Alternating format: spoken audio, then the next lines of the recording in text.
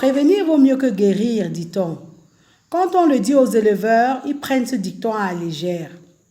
Plusieurs personnes élèvent les porcs, mais ne savent pas que ce dicton, justement, a tout son sens. Car, dans certains cas, si vous avez raté la prévention, vous n'obtiendrez jamais la guérison. Oui, dans l'élevage porcin, il y a des maladies qui ne se soignent pas, des maladies qui n'ont pas de traitement et pour lesquelles la mortalité est quasiment de 100%. Après avoir vu cette vidéo, vous comprendrez l'intérêt de vous approprier les règles d'hygiène et de biosécurité dans un élevage porcin. Ces règles ont fait l'objet d'une vidéo que nous avons publiée sur cette chaîne. Nous vous invitons à la revoir. Le lien pour y accéder est indiqué dans la partie description de la présente vidéo.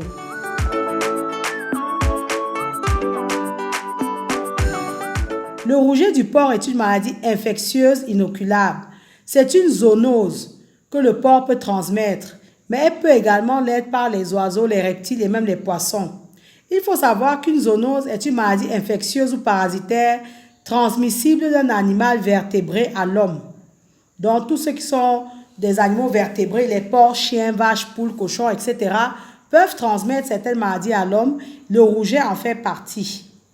Les zoonoses peuvent se transmettre directement ou indirectement par la consommation de produits animaux, tels que les œufs, le lait, la viande. Inversement, l'homme également peut transmettre des maladies aux animaux. Il peut s'agir des maladies dont les agents sont des virus, des bactéries, des parasites ou des prions. Le terme zoonose vient de deux mots grecs signifiant animal et maladie. Le rouget est une maladie qui est due à une bactérie. Cette bactérie est très résistante. Elle survit même dans les salaisons et les aliments d'origine animale qui sont saumurés ou fumés.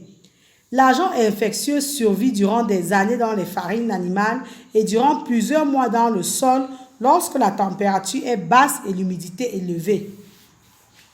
Cette bactérie est excrétée par les fécès, l'urine et d'autres sécrétions par 20 à 50% des porcs et par de nombreuses autres espèces animales.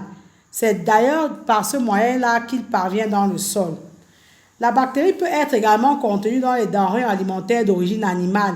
Les animaux peuvent s'infecter soit par ingestion, soit par le biais de blessures cutanées. L'agent infectieux est présent dans le monde entier. Si le porc semble être le principal réservoir de la maladie, cette maladie est rencontrée chez la plupart des espèces animales ainsi que chez l'homme.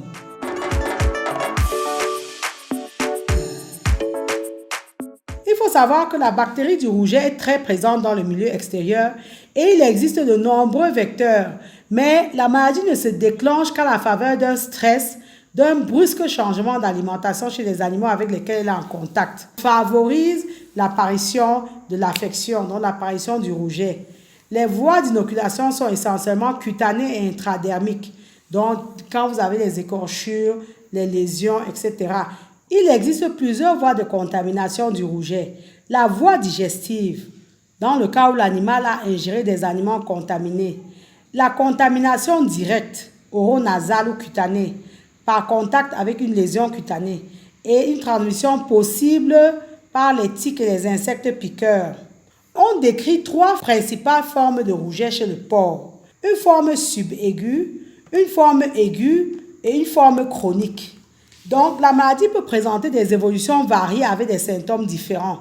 Dans la forme suraiguë, c'est une forme grave. Cette forme apparaît sporadiquement chez les jeunes verras ainsi que chez les truies suite au stress de la mise bas.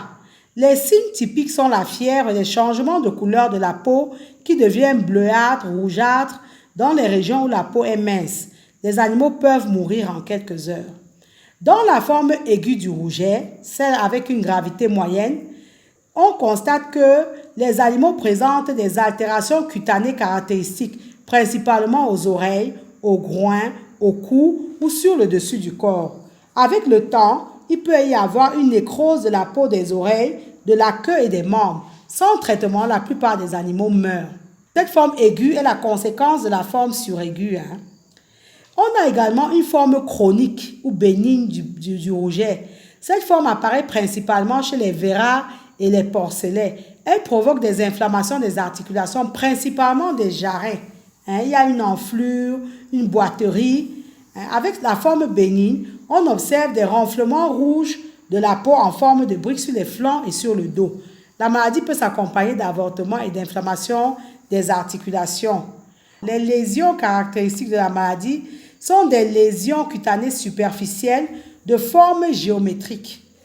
Et on a également des néphrites, le rein qui est touché, et des arthrites, des articulations qui en prennent un coup. Le diagnostic est surtout bactériologique. Cette maladie réputée contagieuse provoque chez le porc une infection aiguë, subaiguë, une septicémie, donc une infection généralisée en fait, ou alors une infection localisée qui peut évoluer sous une forme chronique avec des manifestations ou des lésions d'arthrite et d'endocardite. Les porcs peuvent être des porteurs sains de rouget et ne jamais développer ou extérioriser la maladie. Il faut le savoir. Le rouget se traite. Le traitement est fondé sur une antibiothérapie. Donc, on donne aux porcs des pénicillines et des céphalosporines. Et il faut savoir que le traitement est efficace s'il est précoce.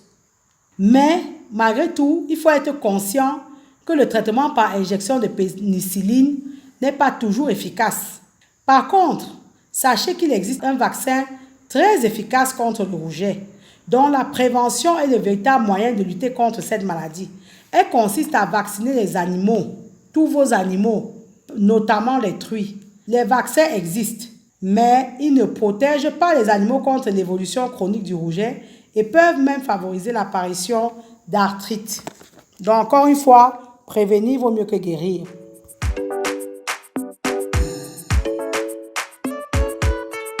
La peste porcine classique est causée par un virus très contagieux. Rappelez-vous, dans le cas du rouget, nous parlions de bactéries. Mais dans le cas de la peste porcine, il s'agit d'un virus. La peste porcine classique est un peu comme le choléra du porc. L'ampleur des symptômes varie de presque imperceptible à très grave. Donc, l'évolution est assez rapide. L'animal peut être malade pendant quelques jours, température élevée et constipation, puis se rétablit. Si l'animal est gravement malade, température élevée, on parle de 41 degrés Celsius à 42 degrés. On parle de diarrhée, d'une démarche titubante, il y a des hémorragies sous la peau quelquefois et il y a des taches brunes qui sont perceptibles. La truie peut quant à elle également avorter. Les porcelets développent des symptômes qui sont divergents. Bon, dans le cas de la forme chronique, on voit chez les porcelets une croissance ralentie, une diarrhée, une pâleur. Ils meurent peu à peu. Dans le cas de la forme aiguë de la PPC, les porcelets atteints se blottissent les uns contre les autres. Ils sont pâles, ils ont des diarrhées, une température élevée de 41 à 42 degrés. Leur démarche est titubante. Parfois, il apparaît des taches brunes sur la peau du ventre. Il arrive que dans une portée, un porcelet meurt subitement, alors que les autres ne présentent pas d'anomalie. La mortalité dans le cas de la PPC peut dépasser 60% des effectifs. Et souvent, la plupart des porcs infectés meurent en moins de 2 semaines. Il n'existe pas de traitement contre cette maladie. On peut seulement procéder à une vaccination préventive. Encore une fois, la prévention. Il faut vacciner vos animaux. Cette vaccination, par le vaccin appelé cristal violet, est pratiquée une première fois chez les porcelets âgés de 8 à 10 semaines, puis chez les truies et les veras tous les 6 mois. Donc, pensez-y, pensez à vacciner vos animaux contre la PPC avec le vaccin appelé cristal violet.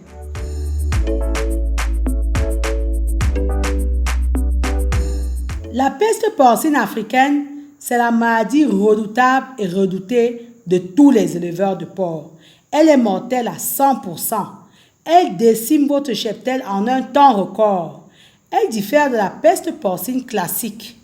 Elle est provoquée également par un virus. C'est donc une maladie virale des porcs, très mortelle et très contagieuse. La peste porcine africaine ne constitue pas une menace pour la santé de l'homme. Ce n'est donc pas une zoonose. Elle s'exprime dans sa forme aiguë par une fièvre hémorragique. La mortalité est quasiment proche de 100% et les porcs de tous les âges sont touchés. Les porcs deviennent abattus, arrêtent de manger, se blottissent les uns contre les autres et dans la forme suraiguë, ils peuvent mourir avant même que les signes cliniques n'apparaissent. Une démarche chancelante, un décubitus, une respiration difficile et des rougeurs cutanées particulièrement sur l'abdomen et les extrémités est observée chez les porcs à peau claire. Cette maladie commence par une fièvre subite, une grande température très haute, plus de 41 degrés Celsius. Le porc perd totalement l'appétit. L'animal ne mange plus. De petites taches violettes apparaissent sur les oreilles, le ventre et l'intérieur des cuisses. La démarche est chancelante. Il faut savoir qu'il n'existe pas de traitement de la PPA. Un des signes typiques de cette maladie, c'est que l'animal reste vif au début et a un appétit normal. Ce n'est qu'entre 36 et 48 heures avant de mourir que le porc devient agité, arrête de manger, s'allonge et perd sa force dans les pattes de derrière. Parfois, vous allez observer qu'il y a un écoulement des yeux ou du nez. Cet écoulement pouvant être sanguin et des vomissements. Souvent, la peau est rouge bleuâtre. Bon, il faut savoir que les signes cliniques apparaissent 5 à 15 jours après l'infection naturelle par le virus de la PPA. Donc, il y a 5 à 15 jours d'incubation du virus. Le premier signe est généralement donc l'apparition d'une fièvre élevée. La fièvre est caractéristique vraiment de cette maladie. Une fièvre très élevée, entre 41 et 42 degrés, qui se manifeste par une dépression, une perte d'appétit, la recherche de l'ombre, le blottissement des animaux les uns contre les autres, une respiration rapide. Et chez les porcs à peau claire, on vous l'a dit, des rougeurs cutanées, notamment sur les extrémités. Les porcs présentent donc une démarche qui ne marche pas normalement. Ils chancellent, ils font comme s'ils sont sourds, entre guillemets. Avec les membres antérieurs, leurs membres arrière paraissent faibles. Il y a des trucs dans le nez et les yeux qui sont d'aspect clair, épais et blanchâtre, dont un jetage nasal oculaire d'aspect épais et blanchâtre peut être observé. L'animal a des difficultés respiratoires. Une mousse, souvent teintée de sang, peut apparaître aux naseaux. Et les porcs d'ailleurs manifestent des signes de douleur abdominale. Sachez que le vomissement est habituel, c'est vraiment un des signes. Certains porcs deviennent constipés, alors que d'autres peuvent développer une diarrhée sanglante. Les truies peuvent avorter à tous les stades de la gestation. Un coma dû au choc hémorragique ou à un excès de liquide dans les poumons peut apparaître avant la mort qui se déclare habituellement entre 1 et 7 jours après l'apparition des signes cliniques. Il faut savoir qu'il n'existe ni vaccin ni traitement pour la peste porcine africaine. Cette maladie est quasiment toujours fatale pour les porcs, quel que soit leur âge. Cette forme de peste n'est pas dangereuse pour les humains.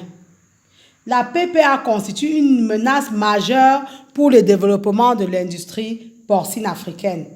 Le potentiel destructeur de la PPA a été pleinement évalué. Son très haut pouvoir de dissémination à travers les frontières a mis les pays de la région en danger et a soulevé le nouveau spectre de la PPA qui s'échappe du continent africain.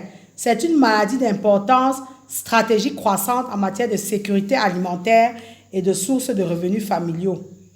La propagation rapide de la maladie est due à son caractère hautement contagieux et à la capacité de ce virus à persister durant de longues périodes dans un milieu riche en protéines, notamment dans les produits carnés. Du fait de la mortalité élevée, voisine de 100%, elle entraîne un surplus important de cadavres de porc qui constitue un réservoir considérable de virus. Dans la mesure où il n'existe pas de vaccin, le seul moyen de contrôler la maladie passe par l'abattage obligatoire en l'absence duquel un commerce illicite de porcs potentiellement infectés s'effectue. Le facteur le plus important de source de propagation de cette maladie dévastatrice a été identifié comme étant le manque de détection précoce dû à une connaissance, à une expérience insuffisante des manifestations cliniques de la maladie de la part des éleveurs de porcs. Il faut savoir que le rouget et la peste porcine sont souvent confondus. Il existe plusieurs éléments de différenciation.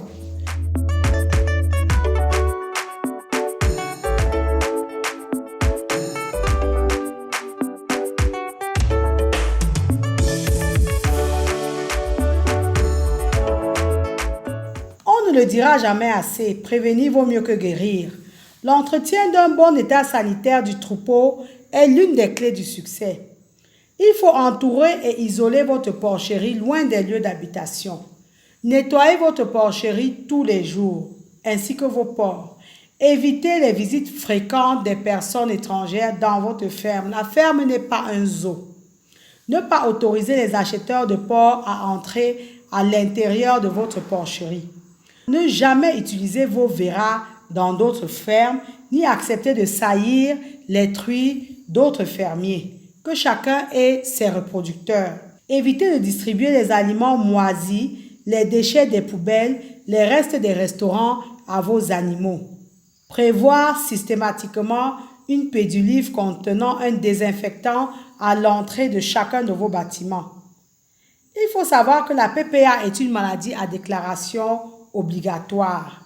C'est une maladie qui est inscrite sur la liste des maladies qui figurent dans le Code sanitaire pour les animaux terrestres publié par l'Organisation mondiale de la santé animale, l'OIE.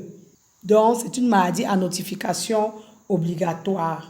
Les élevages infectés ou suspectés de l'être doivent être placés en quarantaine. Aucun mouvement de porc ou de produits d'origine porcine issus de cette ferme ne doit être autorisé. Tous les porcs infectés ou en contact avec des animaux infectés doivent être abattus. Les carcasses doivent être brûlées ou enfouies profondément dans des fosses. Les véhicules doivent être désinfectés en entrant ou en sortant d'une exploitation. Le personnel doit s'assurer que les chaussures, les vêtements et l'équipement soient désinfectés avant d'entrer dans chaque ferme. Nous savons que beaucoup d'éleveurs ont été victimes ou sont victimes de la peste porcine africaine et d'autres maladies qui déciment les élevages. À cause de la PPA, les banques ne peuvent pas prêter de l'argent à un éleveur de porc car ils estiment que le risque est très élevé, ce qui d'ailleurs est vrai. Dans la chaîne de lutte contre les maladies, plusieurs autres acteurs sont à impliquer. Les provendiers ou les provenderies. Les provenderies sont des lieux de propagation des maladies. Les provendiers doivent aider les éleveurs de porcs en particulier, les éleveurs de porcs en général d'ailleurs, à lutter contre les maladies en respectant au sein de leurs locaux un minimum d'hygiène. Pour les personnes familières de ces lieux, vous n'êtes pas sans ignorer que l'hygiène est un mot inconnu, surtout chez nous ici en Afrique. Entre les souris, les rats, les toiles d'araignée, les puces, les tiques, les chiques, etc., comment peut-on avoir un aliment sain au sortir de tels lieux? Les deuxièmes acteurs qui sont à impliquer dans la chaîne de lutte contre la maladie, ce sont les acheteurs de porcs. Ils se promènent de ferme en ferme et sont vecteurs de maladies. Ils doivent savoir qu'ils ont une grande part de responsabilité dans le cycle de propagation des maladies au sein des fermes porcines. Ils ne respectent pas très souvent les règles d'hygiène et de biosécurité et entrent dans les fermes sans précaution aucune. Ils n'ont même pas à entrer dans les fermes. Ils doivent se tenir loin des bâtiments. Ils ne désinfectent quasiment jamais leurs véhicules, pour ne pas dire les laver. Les vétérinaires, ce sont eux qui, dans l'absolu, sont censés aider les éleveurs.